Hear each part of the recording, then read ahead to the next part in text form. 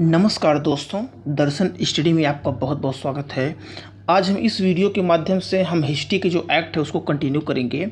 हमने इसके पहले जितने भी एक्ट पढ़ लिए हैं, आप सब के सब एक्ट को आप अच्छी तरीके से देख लीजिए, तब आपको हर एक एक हिस्ट्री का एक एक पोर्शन समझ में आएगा किस तरीके से वो चेंज और परिवर्तन होते थे। तो इसके पहले हमने 1833 का और 1853 का एक्ट देख चुके हैं और उसके पहले के भी एक्ट हमने सारे देख चुके हैं। तो आज हम 1858 का एक्ट देखेंगे जो कि बहुत ही महत्वपूर्ण है और समझ में आएगा कैसे क्या चेंज किए गए। तो चलिए हम अपन डिस्कशन को शुरू करते हैं। डिस्कशन शुरू करने से पहले यदि कोई स्टूडेंट दर्शन स्टडी चैनल पर नए हैं तो आप सबसे पहले दर्शन स्टडी चैनल को सब्सक्राइब कर लीजिए और बेल आइकन को प्रेस कर दीजिए। तो चलिए हम शुरू करते हैं और देखते हैं हमारे पास आज क्या मैटर है। प्रश्न उठता है कि यह एक्ट 1858 में आया क्यों। यहाँ पे ध्यान देना, अब की बार हम यह मेंशन नहीं कर रहे हैं कि इस एक्ट को पुनः 20 वर्ष के लिए बढ़ा दिया गया, नहीं। 1833 के एक्ट को हमने पढ़ा था, वहाँ 20 वर्ष के लिए बढ़ा दिया गया, तो 20 वर्ष बढ़ के 1853 तक पहुँचा। लेकिन अब इसको 20 वर्ष नहीं बढ़ाया गया 1853 के बाद, क्योंकि 1857 की क्रांति हो गई और 1857 के विद्रोह के बाद अब ब्रिटिश को समझ में आ गया कि अब 20 वर्ष बढ़ाने से काम नहीं चलेगा।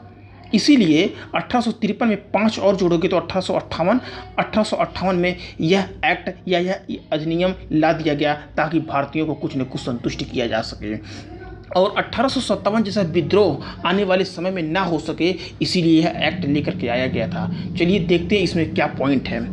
सबसे पहला पॉइंट कि 1857 के विद्रोह के बाद 1858 का अधिनियम लाया गया। इस अधिनियम में गवर्नमेंट ऑफ इंडिया या इस अधिनियम को गवर्नमेंट ऑफ इंडिया एक्ट कहते हैं। यहाँ पे ध्यान देना, इसके पहले हमने जितने भी अधिनियम पढ़े थे, चार्टर एक्ट या अधिनियम, या सिर्फ 1853 का अधिनियम, 1833 का चार्टर एक्ट, हमने इस तरीके से पढ़ा था। लेकिन पहली बार नाम चेंज करके गवर्नमेंट ऑफ इंडिया एक्ट रखा गया।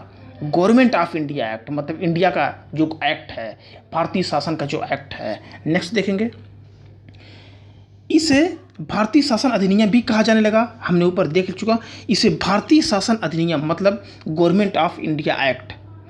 ईस्ट इंडिया कंपनी के शासन को समाप्ति कर दी गई। अभी तक जो ब्रिटिश ईस्ट इंडिया कंपनी जो भारत में शासन को चला रही थी, वह शासन को पूर्ण रूप से समाप्त कर दिया गया कि भाई अब ईस्ट इंडिया कंपनी भारत पे रूल नहीं करेगी।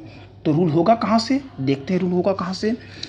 और इसका सीधे नियंत्रण ब्रिटिश क्राउन के अंतर्गत, जो ब्रिटेन में ब्रिटिश क्राउन था, मतलब ब्रिटेन का जो राजा था, वो वहाँ से संचालन होने लगा कि जितनी भी उसकी जो ब्रिटेन की जो कॉलोनी थी, जो भारत एक कॉलोनी थी, इस कॉलोनी मतलब इस कॉलोनी का उपनिवेश का ब्रिटिश क्राउन के द्वारा ये संचालन होने लगा, इस कानून के द्वारा।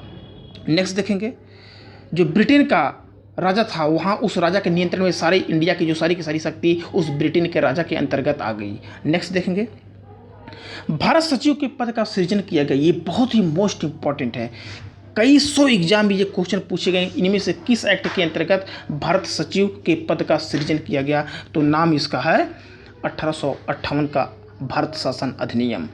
तो पहली बार भारत सचिव का इसमें क्या किया गया, सृजन किया गया। इस भारत सचिव के सृजन में 15 सदस्य होते थे, 15 सदस्य है। अब 15 सदस्यों में से 8 सदस्य की नियुक्ति ब्रिटेन का क्राउन करता था, मतलब ब्रिटेन का राजा, और वहीं पे 7 सदस्यों की नियुक्ति जो कोर्ट ऑफ डायरेक्टर्स था वह करता था। 1853 के इसके पहले जो मैंने पढ़ा है उसमें कोर्ट ऑफ डायरेक्टर्स थे, उसमें उनकी सदस्यों की संख्या 24 से घटा करके 18 कर दी गई। तो कोर्ट ऑफ डायरेक्टर्स के सदस्यों की संख्या अब 18 है और यही 18 सदस्य आपस में मिलकर 7 सदस्य की नियुक्ति करते थे। बाकी 8 सदस्य की नियुक्ति ब्रिटिश क्राउन के द्वारा होता था। नेक्स्ट देखेंगे, तो अगर क्वेश्चन पूछेगा भारत सचिव के पद में कितने लोगों का सृजन हुआ था, तो 15 लोगों का। 15 में से 8 की नियुक्ति ब्रिटिश क्राउन और 7 की नियुक्ति court of directors. Next, board of control को खत्म कर दिया गया। हमने पढ़ा है कि 1784 का एक्ट, पिट्स इंडिया एक्ट आया था, उसमें बोर्ड ऑफ कंट्रोल बनाया गया था। अब इसको बोर्ड ऑफ कंट्रोल, ये भी कंपनी पर नियंत्रण ही करती थी, बोर्ड ऑफ कंट्रोल। तो 2 ही बॉडी थे, एक कोर्ट ऑफ डायरेक्टर्स, एक बोर्ड ऑफ कंट्रोल। तो कोर्ट ऑफ डायरेक्टर्स, एक board of control. Board of control जो अब इसको खत्म कर दिया गया कि अब कोई भी बोर्ड ऑफ कंट्रोल की नियुक्ति नहीं होगी, क्योंकि बोर्ड ऑफ कंट्रोल की जगह क्या सब बना दिए गए, यह बनाए हैं बोर्ड ऑफ कंट्रोल की जगह भारत सचिव के पद का सृजन किया गया है। नेक्स्ट देखेंगे, भारत के गवर्नर जनरल के बजाय अब भारत का वायसराय कहा जाने लगा। बहुत ही मोस्ट इम्पॉर्टेंट कि मतलब अब भारत का गवर्नर को भारत का गवर्नर जनरल नहीं कहा जाएगा, अब वायसराय कहा जाएगा।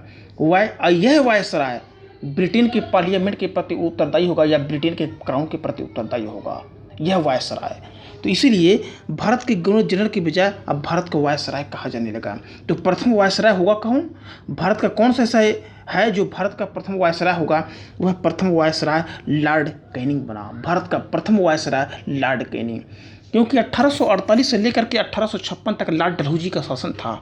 1857 में होता है जो विद्रोह होता है, 1857 का विद्रोह, उसमें लॉर्ड कैनिंग की हुकूमत होती है। और इसी लॉर्ड कैनिंग के हुकूमत के दौरान जो ब्रिटेन की पार्लियामेंट ने भारत शासन अधिनियम लेके आया 1858 का अधिनियम, उस अधिनियम के अंतर्गत पहली बार वायसराय जो बनाया गया लॉर्ड कैनिंग को बनाया गया।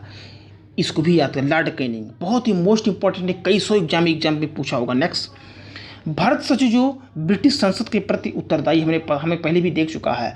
भारत सचिव जिसमें 15 सदस्य होते थे, एक ब्रिटेन की पार्लियामेंट है उसके प्रति उत्तरदायी बना दिया गया कि तुम जो कुछ भी रिस्पॉन्सिबिलिटी होगी तुम्हें ब्रिटेन के पार्लियामेंट को तुम्हें देना पड़ेगा।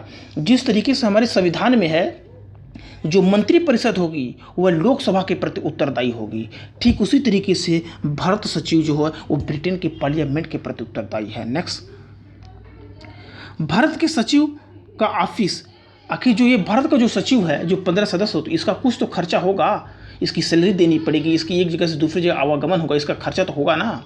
इस खर्चे को भारत के ऊपर ही लाद दिया गया होम चार्ज के रूप में, मतलब गृह शुल्क के रूप में भारतीय राजस्व के ऊपर लाद दिया गया कि इन 15 लोगों को जो खर्चा जाएगा ये भारत के जो राजस्व कलेक्शन की जगह इस भारत के राजस्व कलेक्शन में से यही पैसा वहाँ पे जाएगा। यही कारण कि दादा भाई नौरोजी ने अपने किताब में लिखा कि जो हमारा पैसा जा रहा है भारत से धीरे धीरे शिफ्ट होकर ब्रिटेन की ओर शिफ्ट हो जा रहा है, उसमें दादा भाई नौरोजी ने अपनी किताब में इसको भी मेंशन किया है कि जो भारत का राजस्व है, जो भारत के सचिव का जो ऑफिस है, यह ऑफिस में जो इनकी सैलरी दी जा रही है यह भी होम चार्ज के रूप में दी जा रही है और भारत से धीरे धीरे पैसा शिफ्ट होकर ब्रिटेन चला जा रहा है।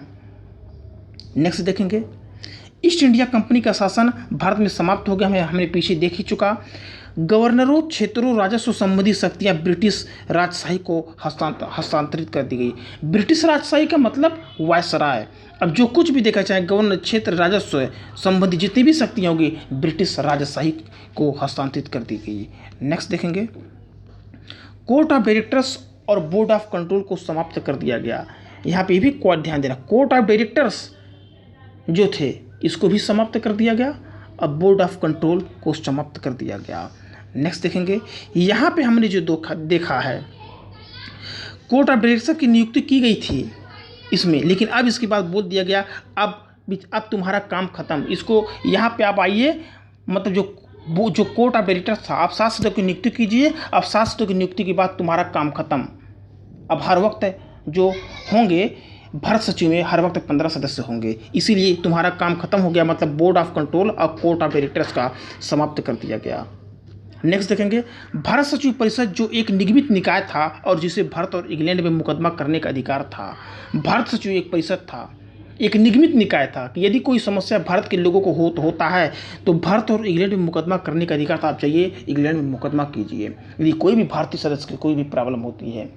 यही कारण था 1866 में ईस्ट इंडिया एसोसिएशन जो दादा भाई नौरोजी ने लंदन में स्थापना भी किया था, ताकि वहाँ के लोगों के अंदर राष्ट्रवाद की भावना, वहाँ पे रहने वाले भारतीयों के अंदर राष्ट्रवाद की भावना को डेवलप किया जा सके। तो दोस्तों इस वीडियो में बस इतना ही। यदि कोई स्टूडेंट नए हैं तो आप सब्सक्राइब कर लीजिए और बेल आइकन को जरूर प्रेस कीजिए, आप भूलिएगा मत, ताकि वीडियो का आपकी हर नोटिफिकेशन मिलती रहे। इसको व्हाट्सएप पे, फेसबुक पे आप शेयर कीजिए। तो दोस्तों इस वीडियो में बस इतना ही, मिलते हैं अपने अगली वीडियो के साथ। Thank you for discussion.